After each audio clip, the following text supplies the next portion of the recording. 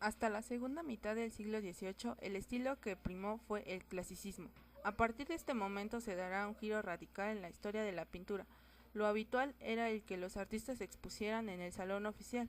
Los nuevos artistas, conocidos como los rechazados, por el contrario, tenían que buscar otros lugares alternativos que les permitiera exhibir sus obras.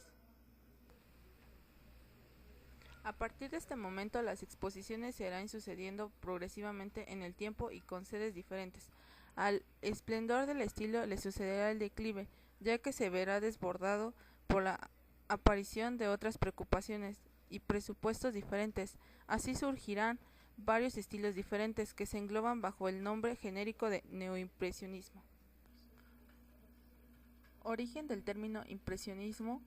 Los pintores impresionistas no se definían a ellos mismos bajo este apelativo.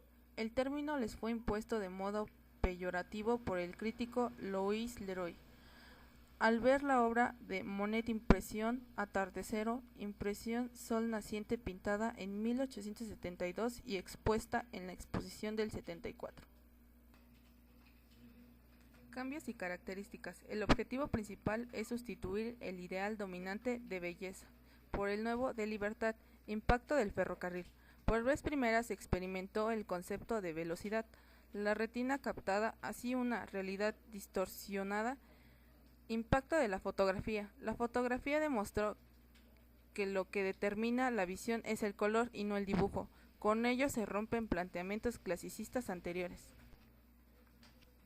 El paisaje como tema principal es uno de los géneros más fructíferos. El paisaje ofrece un campo donde el interés de los impresionistas se ve concentrados, el aire libre, el contacto con la naturaleza, el encuentro con la luz.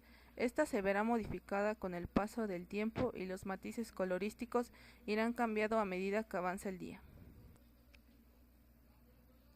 Técnica. Los impresionistas se caracterizan por su técnica rápida de largas pinceladas cargadas de materia pictórica. Color.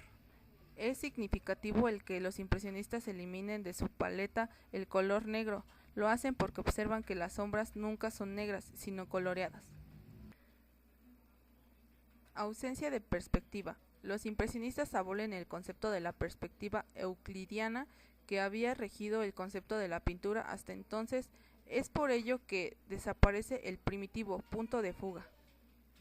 Si hay un autor clave entre los precursores del movimiento impresionista, este es Edouard Monet. Dos trabajos son esenciales en la comprensión de su influencia sobre el grupo. Los impresionistas habían tenido un precedente en Camille Corot y en la escuela de Barbizon. Corot tuvo un importante papel en la formulación del impresionismo, porque renunció a muchos de los recursos formales renacentistas, prefiriendo concentrar su atención en espacios más planos, más sencillos y en superficies más luminosas.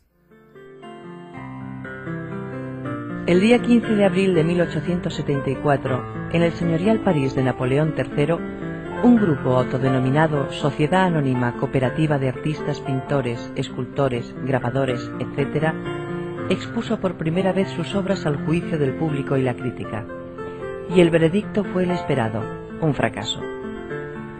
Las 165 pinturas reunidas en el atelier del fotógrafo Nadar despedazaban cada uno de los preceptos académicos de las bellas artes.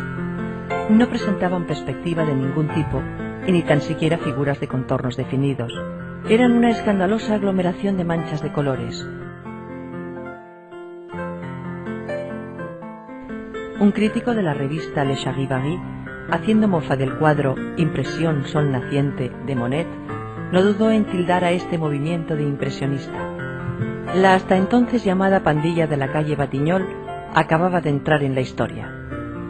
El impresionismo proponía captar el impacto de la luz y los colores en un momento determinado. En este sentido, su mayor enemigo no fueron las academias y sus obras fosilizadas, sino la fugacidad del instante. Tal fue la obsesión de los impresionistas por materializar la luz en los lienzos, que sacaron los caballetes a las calles y a los campos, a los teatros y a las plazas, para apresar en su integridad los fascinantes juegos cromáticos de la naturaleza, la atmósfera y la gente. Con estos bohemios, la pintura rompió las cadenas que la supeditaban al dibujo para expresarse en su forma más pura, la plenitud del color. Dicho legado fue recogido en la transición del siglo XIX al XX por los fauvistas, que llevaron los experimentos lumínicos del impresionismo a una rabiosa pureza cromática. Ya no importaban los colores del modelo original. Los paisajes, retratos y demás programas simplificaban sus formas. La pincelada se liberaba y gritaba colores lisos y estridentes. Era la primera ráfaga del huracán que se avecinaba, el arte subjetivo de nuestro siglo.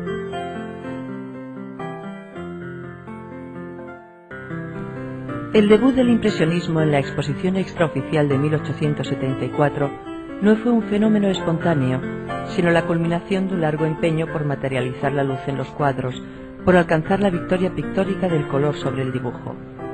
Velázquez, Turner, Goya, Corot y la escuela de Barbizon pueden citarse como prolegómenos históricos, así como el género japonés ukiyo-e como fuente temática de las escenas cotidianas y la fotografía como inspiración tecnológica.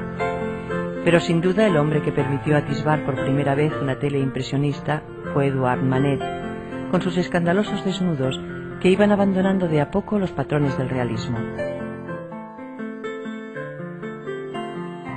Claude Monet y su audaz técnica de manchas, gran responsable de la descomposición de la luz en colores, fue otro de los pilares impresionistas. Del mismo modo integraron el corazón del movimiento Pissarro y Sisley por sus paisajes urbanos y campestres, Degas con sus estudios del movimiento, encarnados generalmente en bailarinas, y Renoir con sus retratos de pinceladas diáfanas y gruesas. Por su parte, Auguste Rodin dio al impresionismo su manifestación escultórica con mármoles, yesos y bronces de un expresivo aspecto inacabado, ideal para el juego de las luces y las sombras.